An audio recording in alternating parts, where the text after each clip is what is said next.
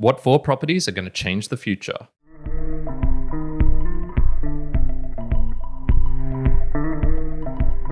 Welcome to another episode of the Value for Value podcast. My name is Kyron, host of the Mere Mortals podcast, Mere Mortals book reviews, and also this one where I dive into the value for value model, where I try and help content creators who are digital content creators who want to monetize their product, who want to have a better, deeper connective experience with their audiences.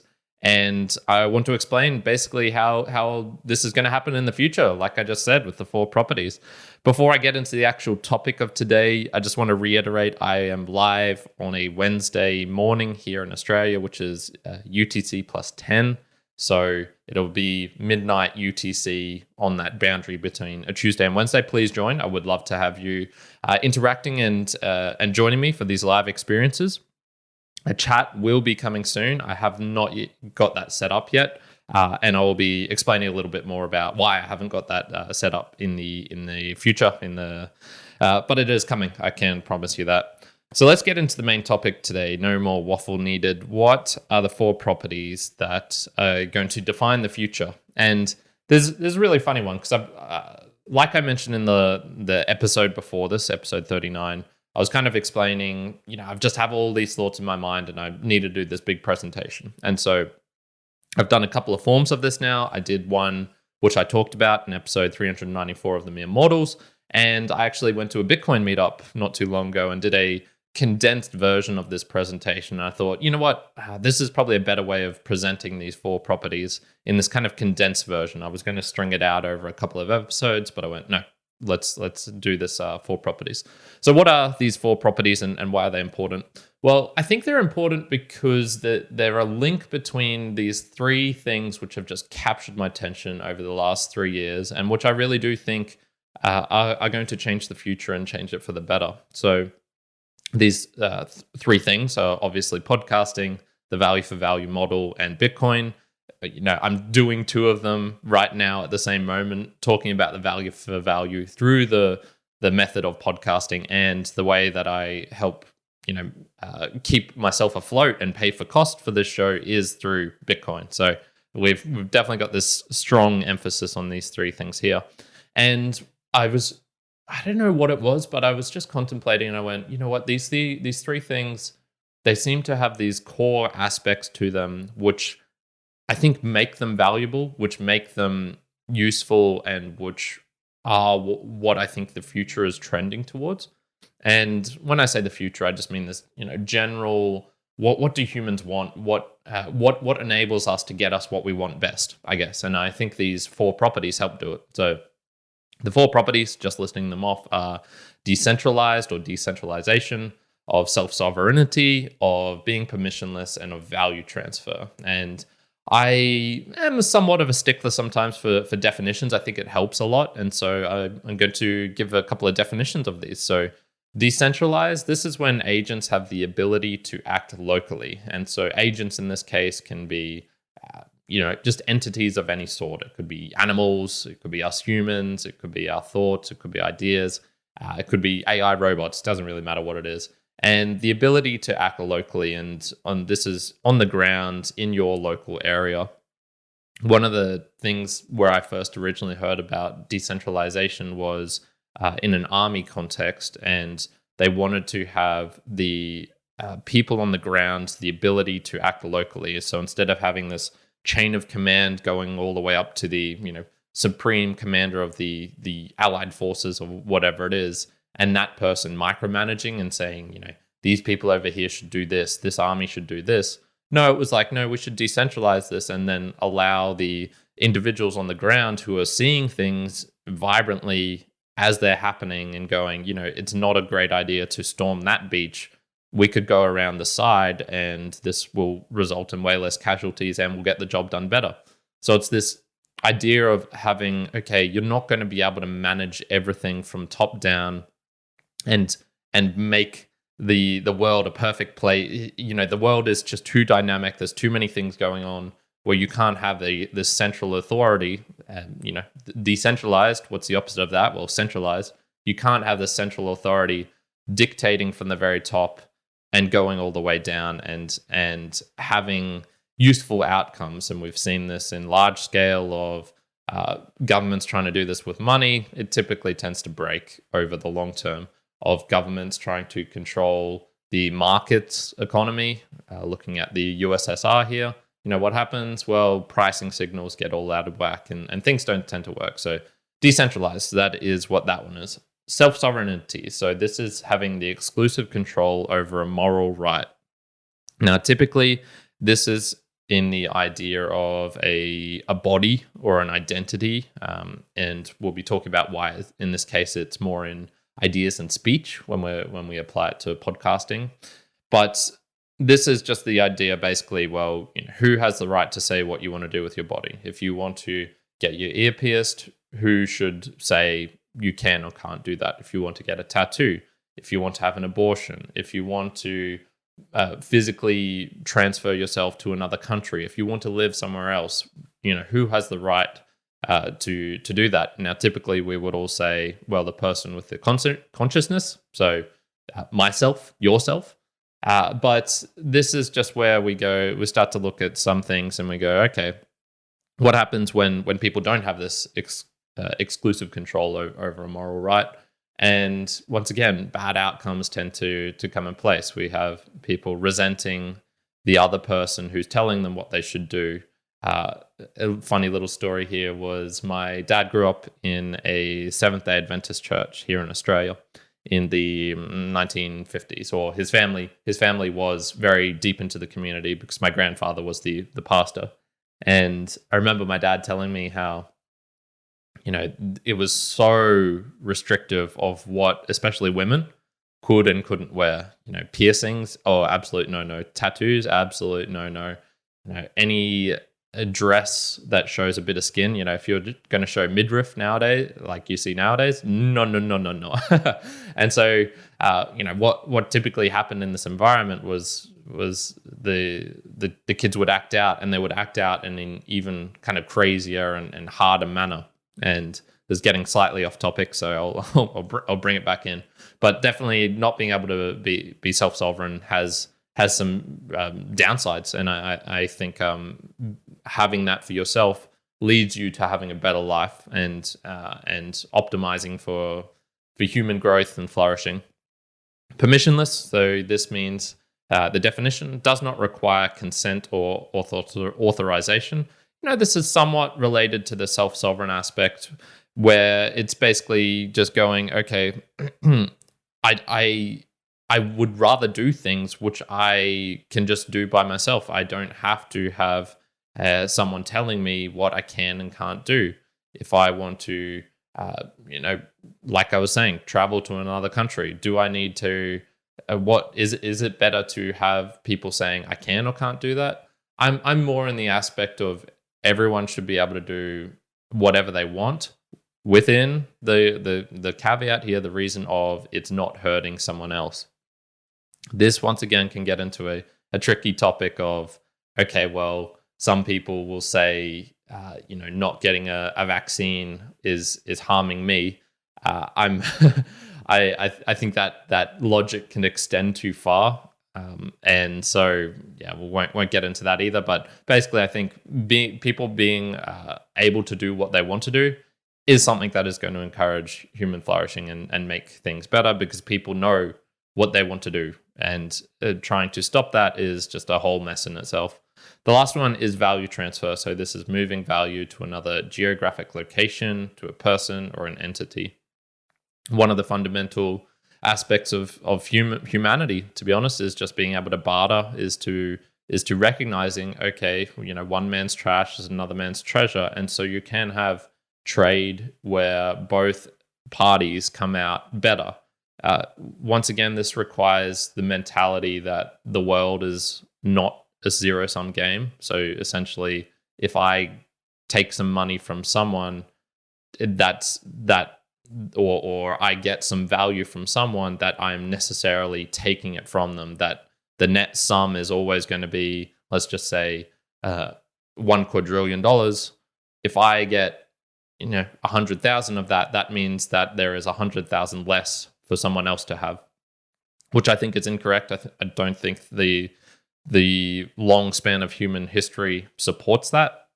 So in this case, value transfer is just being able to recognize value is very subjective. People value different things differently, and that we can actually have a better world by having value transfer. And once again, being able to move this in a way which is easier, better, and stronger, and faster, and all of those sort of good things. Okay, so we've got our 4 properties, and if you're looking at your screen now, I've set up a little chart, a table, showing how these four properties are accessible via these three things that I've been focusing on: podcasting, on the value for value model, and Bitcoin. So I'll try and get into these in a relatively quick manner, so I'm not taking up too much of your time, I suppose. So let's start with decentralized. Podcasting is decentralized, and one of the things with decentralized is when I'm applying it to these things, it's kind of meta in that the agents have the ability to act locally. So this is the people consuming or using this topic. So podcasting, value for value, or Bitcoin. But there is typically one central authority of not dictating, but of being able to access to look at. So in the case of audio, the audio is available anywhere. So this has always been my motto for my podcast. I want it available anytime, anywhere, for anyone, anyhow. I just want to get it out as broadly as possible. So this, by necessity, means I'm going to be trying to get it on all of the different indexes that are out there. I am trying to make it as easy to access. So I will put the links to audio on my own website. I will try and keep the file sizes down so people in other countries can get it. I will make sure that I won't have paywalls or anything like that, so people can just get it anywhere at any time. But how are they going to get it? Well, through the RSS feed. So there is this kind of one central place which I control, but for the people who are wanting to access it, to use it, they can get it anywhere that they want. And this is why RSS is so great. They can get it on any of the podcasting apps. They can get it through my own website. The good thing about the RSS feed is, once again, I can control it, and this is getting into the self-sovereign aspect, but I can have that, and so I'm not limited to people who are just on YouTube, for example, and then they get kicked off YouTube. Well, their video is not available anywhere, anytime, at any place. No, it's only on YouTube, and then you've got this another point of, is that permissionless? No, not really. I'm mixing things up a little bit here, so we'll try and stay on point. The value for value model. So how is that decentralized? Well, I have multiple supporters, so I'm not beholden to one sponsor. I'm not beholden to one advertising company. And if you're following the podcasting industry at all now, you'll know that there's kind of probably an economic downturn coming. And what happens with that is that the companies who are doing advertising, who have the products, they cut their marketing budgets. So that means podcasters or content creators, there's just going to be less money flowing in through the system. And so if you have just one of those or two of those, you're really going to start to feel the pinch. If you look at Jupiter Broadcasting, who I'll talk about later, they had a couple, one being Linode, and Linode has just said, like, nah, we can't support you guys. We can't, and when I say support, we can't put ads with you and pay you because we just don't have the money. We need to run a bit leaner and meaner. The good thing with value for value is I have multiple supporters. I have just anyone who tunes into my show, and this can jump up into, the relatively small for this show because it's new, because I don't do it that often. Stats wise, I didn't even check from the last episode. I imagine it's maybe 100 people listen. And if you have a show like No Agenda with Adam Curry, where you've got 1 million people tuning in, that's a potentially 1 million people who can help support the show. Very, very different, and leaves you not as at risk with these changes that can come to broad scale economics, which no one can control. Once again, I am the kind of source of that, the source of truth is my pitch and my ask. And that can be very different. For some people, they can be focusing more on the money. Hey, I need money to help support me do this podcast. For others, it can be, hey, I would rather actually just have you support this by telling another person, by sending in some feedback, by helping me set up this technical thing that I don't know how to do. What I do on this show is kind of a mix of that, but it's very much up to me as well. And once again, getting to the self-sovereign aspect, I can kind of control how I want to do that. With Bitcoin, this is where we see it's very decentralized in terms of there's nodes, there's miners, there's developers, and all of these people kind of work in harmony, and they have their own reasons for doing what they're doing. But no, there's no central authority saying, okay, this is how many Bitcoins are going to be spread out, and it's going to go to these people, and if you get in early and know about it, you can have this much. And so you don't have any of this kind of like insider trading or any people trying to rip off any other people in the sense of doing it in a real underhanded kind of sneaky manner.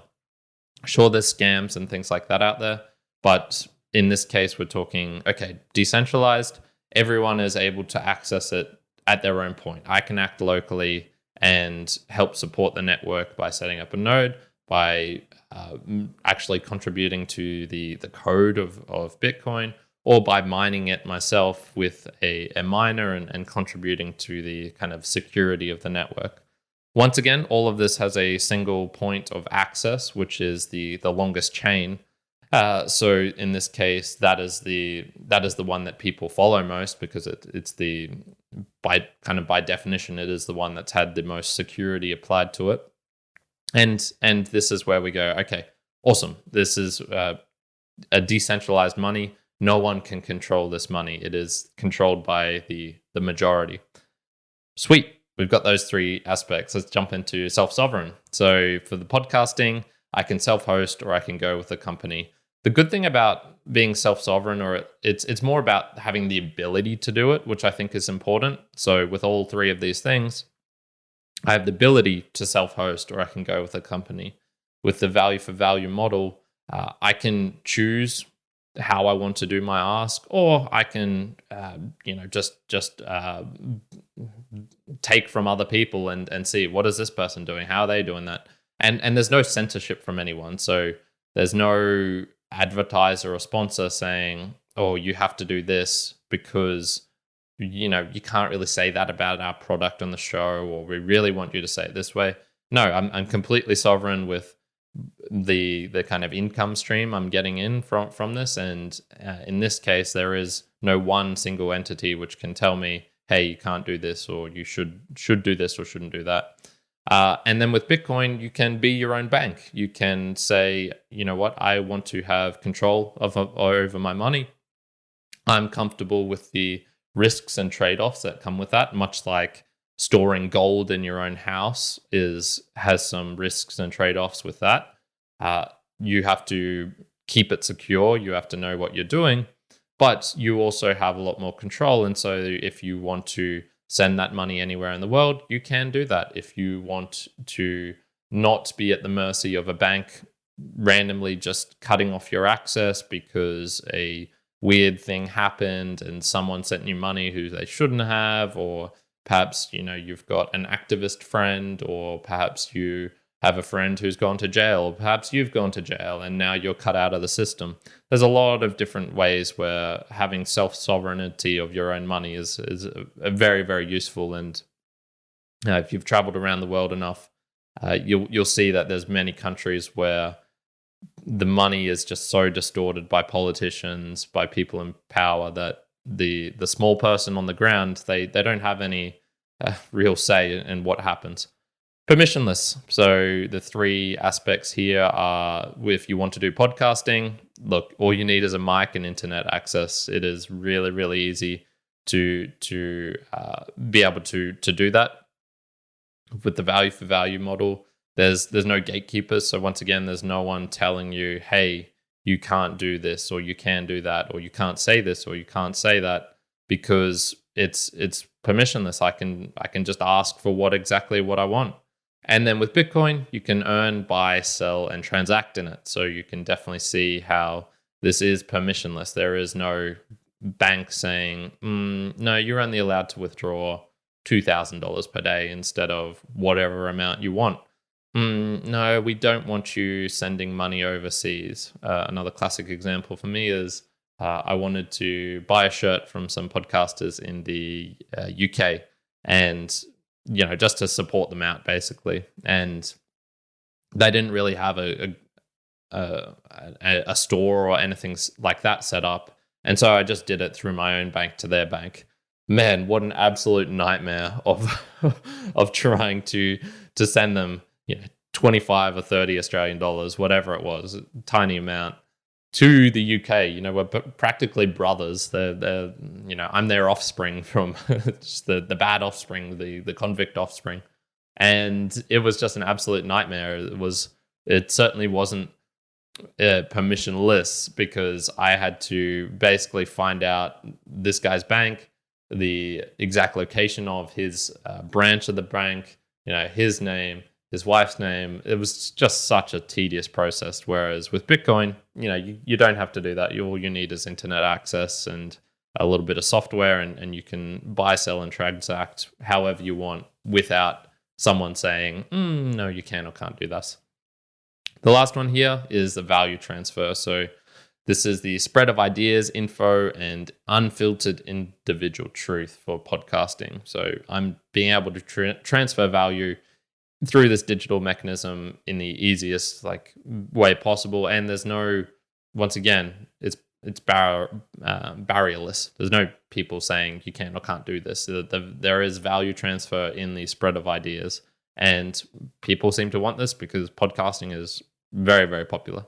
The value for value model, the great thing with this is it recognizes subjective value. So the value transfer sees that, it's not about money. Money is great and very helpful, and I'll be talking a lot about this on the value for value model.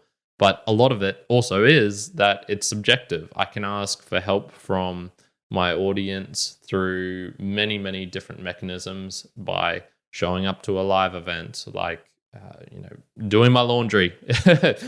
Literally, if I was a struggling, or if I was perhaps overseas and traveling, and I had a listener who was like, yeah, sure, I've got a laundromat, or I've got a spare room, stay with me for a bit. That sort of subjective value is so much more greater than any money could try and replicate. And then the last one here with Bitcoin is the three main functions of money. So value transfer, a big part of this is money that is valuable of deciding what is a money, and it solves these. It suits these three main functions of money, which is being a store of value, a medium of exchange, and a unit of account. And so Bitcoin is really, really great at value transfer.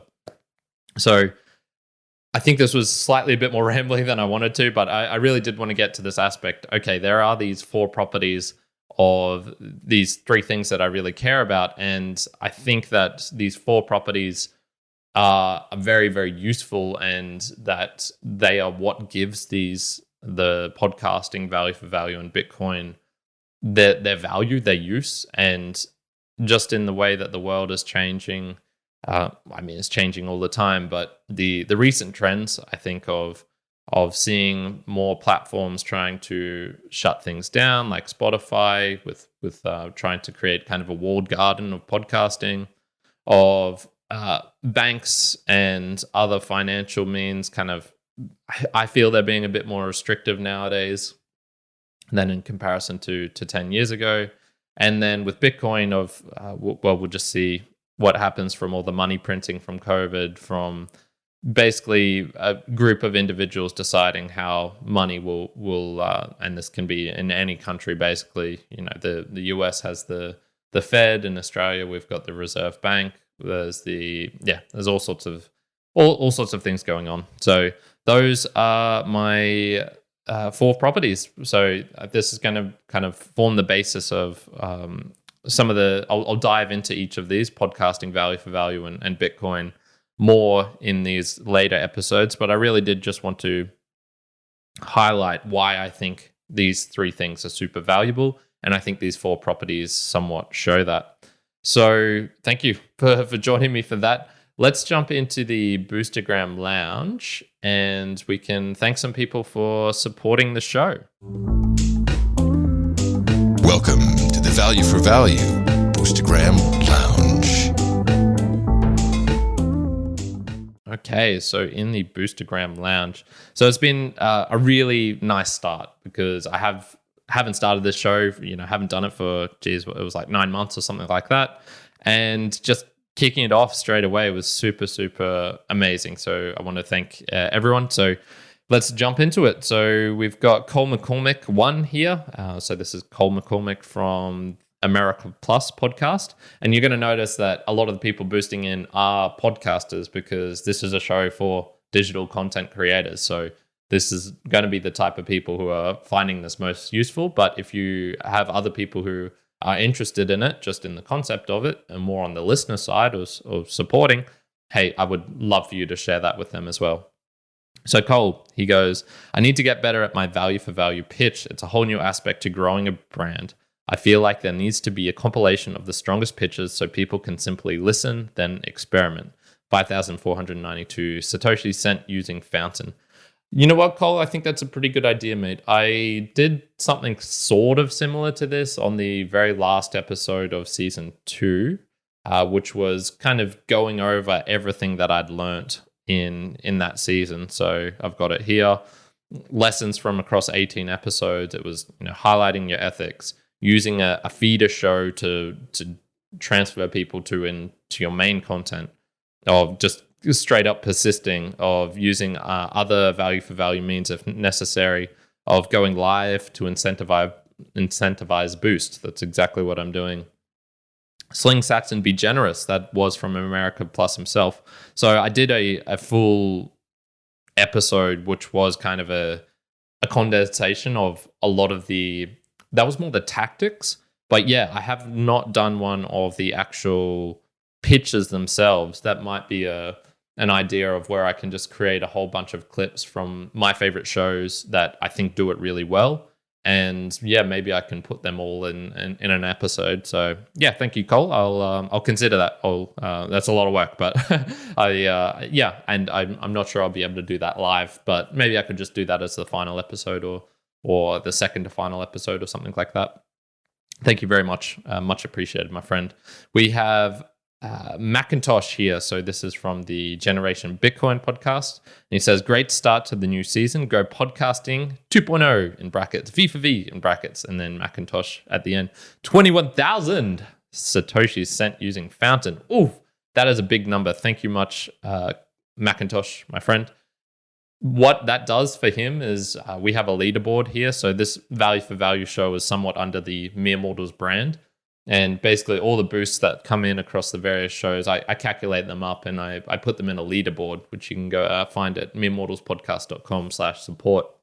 And with that rather large boost there, that lifts him up to pretty close to a shirt. So when someone reaches 100,000 Satoshis, we send them a Mere Mortal shirt.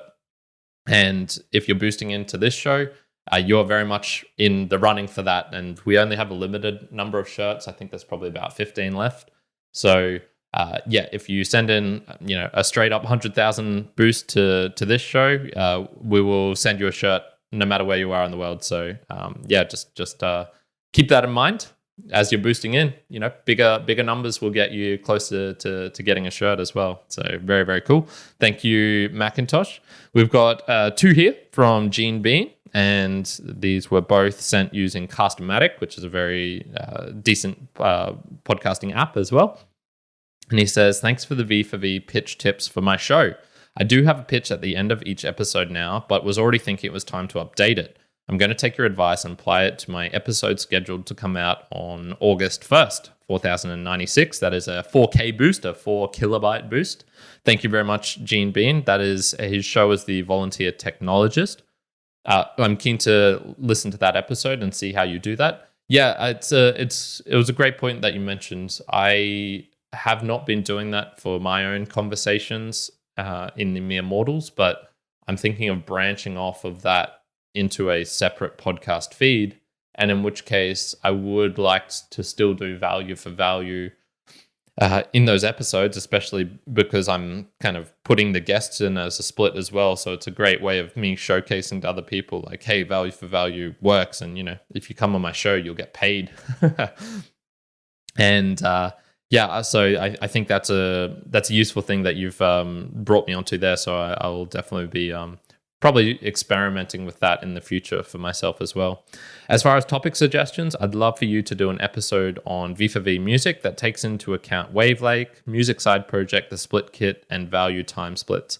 Definitely, my friend. I didn't have this in my full presentation that I was doing, but with the comments like this, I will definitely do an episode on that. It's a big thing. And as I said, this show is for digital content creators. It's not just for podcasters. And I think value for value is going to change all of the mediums. So this is music, this is written text, this is spoken audio, and I even believe video as well. And so I will, 100%, I'll do an episode on that, probably a little bit later. So it'll probably be around episode 50 something, but by the time I do that. And that's another 4K boost, once again, getting him up on that leaderboard that we have on the website. So we have Adam Curry here. Adam C, 1999. I think that's him. I don't know why he'd have 1999. I love this series! 25,000 sats sent using Fountain. Thank you much. Very, very much, Adam Curry, the podcaster. It's always just astounding to me when the guy who invented podcasting is like kind of coming in and listening to my own little podcast here. It's really, really gratifying. Thank you very much, Adam. He is well above the 100K sat limit, so he is so he is already gotten a t-shirt. So thank you for that. And that makes him our baller booster as well. I'm not big on the inserting of noises and things like that. Like I mentioned in the pre-show, I just have this kind of crappy mixer which I bought during COVID times, and I plan on traveling next year, and just all the tech that is required for that. And I feel it kind of breaks up the show as well. So unfortunately, I won't have jingles for you, but you'll just have to imagine it in your mind. But thank you very much, Adam. And we've got a live one here. This is the first, not first live boost, but it might be the first live boost to. So we've received a boost that has occurred during a show, but it was to us at the show level. Whereas I'm guessing this is one that Chad F has sent through to the actual live stream. So Chad, you were the first booster to the Mere Mortals in general, and you're now, I'm pretty sure, being the first live booster as well. So, man, you just come in, man. He takes all the firsts. He's too good. Chad F, boosting in the present to the past to hear this read in the future, which will then be the present. And then an emoji looking up and thinking, 5,000 sats sent using Cast-O-Matic. Okay, well, I'm not actually sure if Cast-O-Matic supports the live tag. Let me quickly jump over to here and see. I don't think it does. So maybe he isn't the first boosting to the live, actually to the live as of this moment, which is, oh man, that's a shame. But thank you so much, Chad F, for sending that in. And yeah, I'll try and make it less confusing in the future, so I'm not talking about the future, the past, and the present all at the very same time. So that is the value for value section, the boostergrams, and this is for those who are wondering, okay, what are these things? How are people sending this in? Basically, these are things that are happening in the actual podcasting app itself. So this is someone who is listening to the show and they're going, oh, I really like this show. I'm going to send in a message, and with that message is a payment of Satoshis, which is Bitcoin. Think of it just as money, to be honest. And to do this, you'll have to, probably the easiest way at the moment is going to fountain.fm or the Fountain podcasting app. because you can kind of earn sats from listening to shows. So you don't even have to figure out how to, set up a debit card to get money in the form of Bitcoin and then be able to send it through. So everyone who's listening to this, I would just say check out meremortalspodcast.com/support again, because in there is where I'm going to give some detailed explanations of how you can do this. And thank you everyone for sending in. And this is a core aspect of the value for value model. You need to acknowledge people who are sending you messages, who are sending you support, so that they can hear their names being read on the show and go like, yes, thank you. He received it. He acknowledged it. So I, Kyron, received your value, and I thank you very, very deeply for it. So one of the things I'm going to try doing in here is also having profile pictures or people's faces or perhaps their shows and showcasing it on the screen in the chapter art as well, as a thank you to and kind of trying to a little experiment on my part to see, okay, if I include their actual pictures in the chapter images as well, will that incentivize people more to help boost in and help support the show. So this is going to now jump us on to our tips section. So I kind of referred to this in the first episode of season 3, episode 39, the last one, but I'm planning on adding an extra 2 kind of sections into this. Number 1 will be the tips. So this is just a tip that I found from this last week that I think is useful, that you could perhaps think about as a content creator or perhaps as a listener as well.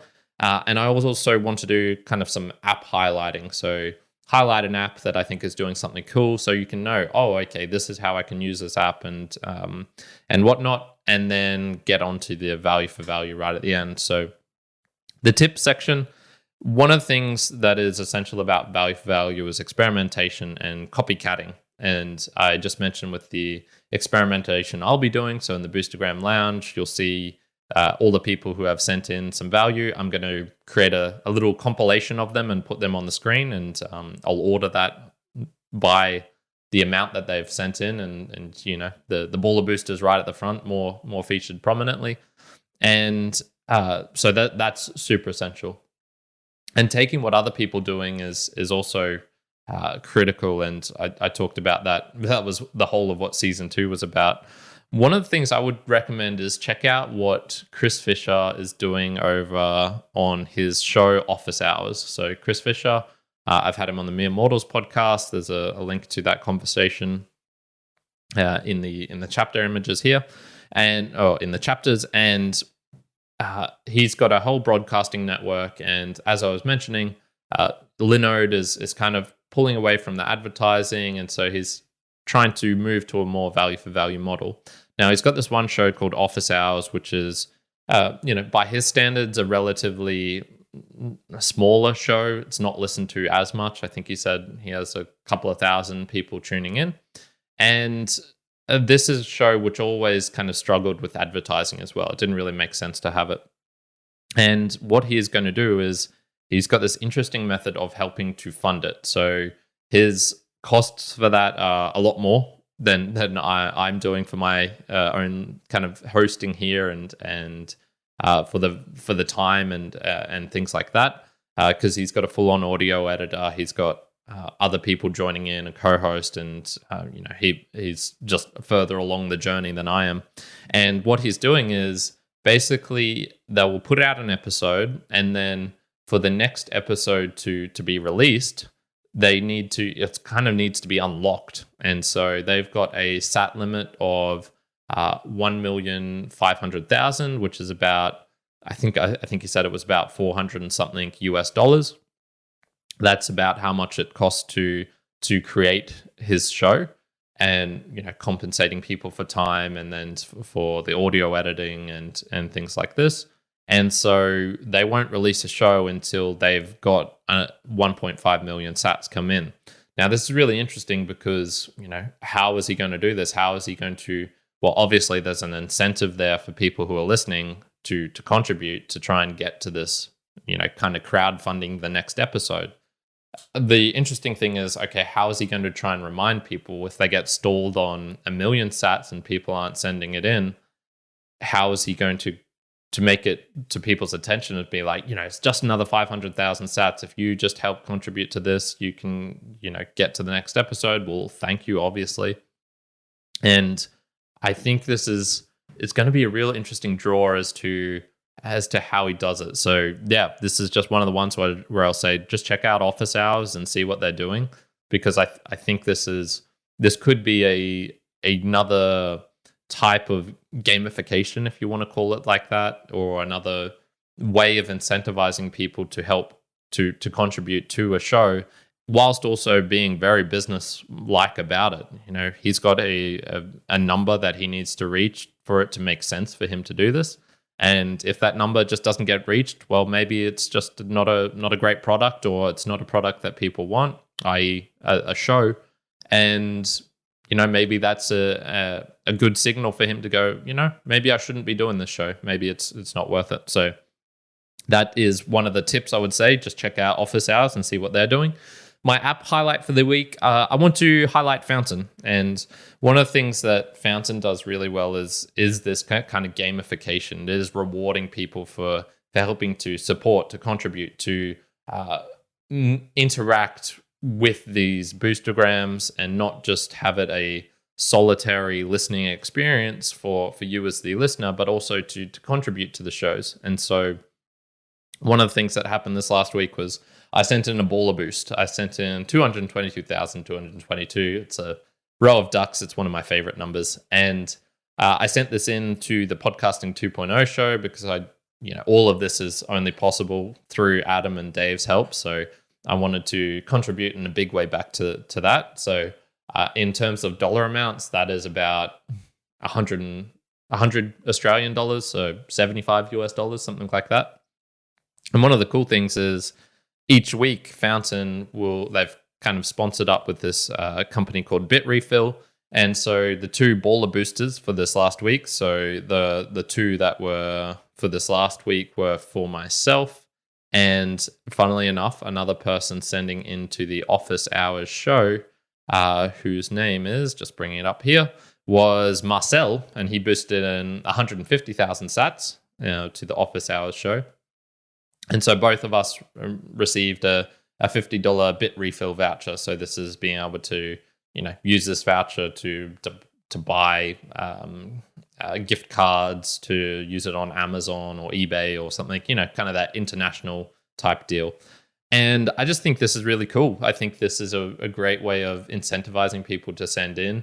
I mean, with $50 US, that kind of means my boost not only really supported a show, but it wasn't as costly for me as well. I've kind of got it only was $25 in total. So I think this is actually something you could gamify as well if you wanted. If you're really wanting to send in a large amount to a show, you could kind of just be looking, it's like, oh, I could kind of offset this myself if I wanted to. And if I did it through the Fountain app, which once again, Fountain will get a split of that money because they're helping to provide the service. So I think that's really, really interesting and cool of them. And, there's some other added benefits for Fountain as well, just along with being a great podcasting app. They are, so just tuning in, I actually quite enjoy the experience of using it. But if you're boosting in via Fountain, you're helping to not only promote my show on their internal chart system. So if you go to fountain.fm/charts, once again, it's this kind of gamification. It's this leaderboard of seeing oh, this show is right at the top, which is a great signal for going, oh, okay, a lot of people are liking this show. They're listening to it. They're boosting it. Maybe I should tune into it. So that is a great signal, but it's also for yourself as well. I'm on the top of the baller booster list. So it's kind of like a little bit of cred. I can be like, yeah, you know what? I'm a baller booster. I help support this show greatly, and I'm top of the charts. Check me out. So I think they're doing a lot of cool things.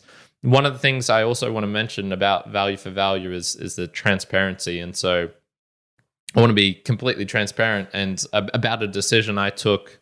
When was it? It was probably about a year ago, when Fountain was sending out emails to people who were obviously using the app a lot, who'd spent some time interacting with them, and they were kind of doing a crowdfunding and saying you can help contribute to Fountain, you can become I think a part owner or something like that of the business from as little as $1,000. And the funny thing was, I looked at that and I went, you know what? I think this probably would be a good investment because I do believe Fountain's doing really cool things. And, I've met Oscar a couple of times or digitally, and I think he's a smart guy. I know his co-founder as well, Nick, once again, digitally. And I looked at this and I went, it's probably a good investment decision, but it's one I wouldn't be able to make and then ever be able to talk about Fountain again in a truthful manner, because then it would kind of be like I'm incentivized to talk about them more than others, because if more people start using it, then my investment could grow or something like that. And so that was one where I would just went, no, I won't be able to ethically be able to invest in that company and then be able to highlight Fountain just like I have done. And so I think it's useful to just acknowledge that, if someone's using the value for value model, the transparency aspect is huge. It doesn't, I don't think it works if you're kind of hiding the amounts, if you're thanking people but not thanking them and showing how much you're getting in. There's just something about it which I think is so useful to the audience to create that kind of genuine connection, and they can realize like, oh, okay, Kyron's not talking about Fountain because it's making himself rich. He's talking about it because he thinks it's a really cool product and because they're doing awesome things. And so I just wanted to highlight that out right at the end here in my app highlight. So yeah, go check out Fountain. The last section here is my own value for value pitch. And so I talked about Oscar Merry just before, and one of the great things about him is that he cares about podcasting and he cares on an individual level as well. So, I kind of know him, but I see the Telegram chat, which he set up for the beta testers, and people are using it, and he responds almost immediately all the time. He's really, really great with that. And even when I reach out to him with some problems, like last week, I was struggling with getting Todd Cochran's value information to kind of stick in the value feed, which I use Fountain as my kind of split mechanism for my wallets, and it kind of wasn't sticking in there. And then this happened recently with the Mere Mortals show as well, and I reached out to him and he got back almost instantly. So for this week, I want to thank him for that contribution to helping me out and to making this show better. And so I'm going to put him in as my 15% split for this week. So 15% of whatever you boost into this show is going to directly to Oscar, and in this case Oscar himself, because I've got his actual wallet address. And yeah, this is as a big thanks to him for helping me out individually. So very, very cool for that. The other pitch that I wanted to ask was, okay, if you're going to boost in something, maybe you can have some suggestions. Are there any more things that you think of that can satisfy these 4 properties of decentralization, of being self-sovereign, of being permissionless, and having value transfer? If it's a company that kind of runs on of these 4 properties, if it's another idea system, if it's an internet protocol, if it's things like this, I would love for you to highlight that out, because that is probably something I'm very interested in. It's obviously kind of dominated my life these last couple of years, learning about podcasting and podcasting 2.0, of value for value and of Bitcoin. So I would love to send that in. And just taking off from Chris and what he's doing, I'm going to release these episodes weekly no matter what.